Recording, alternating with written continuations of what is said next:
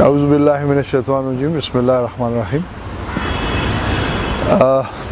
دا څه کار دی چې د عوامي نېشنل پارټي تیاری د الیکشن د یو ورځې نه وي. عوامي نېشنل پارټي اصلا او واحده سیاسي پارټي ده. دا د خلکو په دغه کې جوړه شوې ده، د خلکو جدوجهد دی.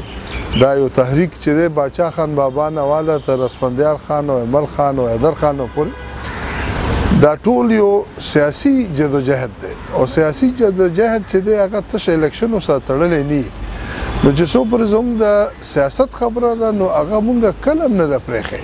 روزانه مونږ سیاست کوو او سیاست لپاره تیاریانې کوو او خپل کوشش دی چې مونږ خپل د عوامو ته ریلیف په هر قسم شي، که هغه پارلیمان کې او که پارلیمان نه بهر هغه چې څومره مونږ نه کیدی شي چې هغه مونږ رسولی شو چې هغه ورسره ورسو. نو زمونږ تیاري چې تاسو د سیاست او د پارلیمان خبره کوئ نو دا خو لومبي ورځ نه وی او دې کې کله بریک نه راځي. دا همیشه مونږ دا جدوجهد باندې یو چې مونږ خپل سیاست سره خلکو دپاره څه وکړو، څه ریلیف ورته ورکړو. نو هغه همیشه د پاتې شوه د پارلیمان دپاره د الیکشن ټیکټو خبره. نو هغه درې څلور میاشتې مخکې زمونږ پارټي چې د څومره امیدواران دي هغوی دپاره ټیکټونه دپاره درخواستونه غوښتي وو. هغه درخواستونه موږ ته موصول شو، خو بیا ورکې څه ملګرو دا خبره وکړه چې چونکې د انتخاباتو وخت پته نه لګېده نو لږ ورکې ټایمونه مونږ زیات کوو هغې کې.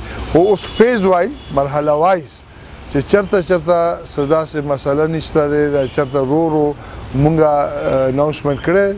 پېښور ضلع کې د پېښور د بعضې حلقو د هغې اناونسمنټ وشو، داسې د نورو دوه درې د بنیر کې د بعضې حلقو وشو.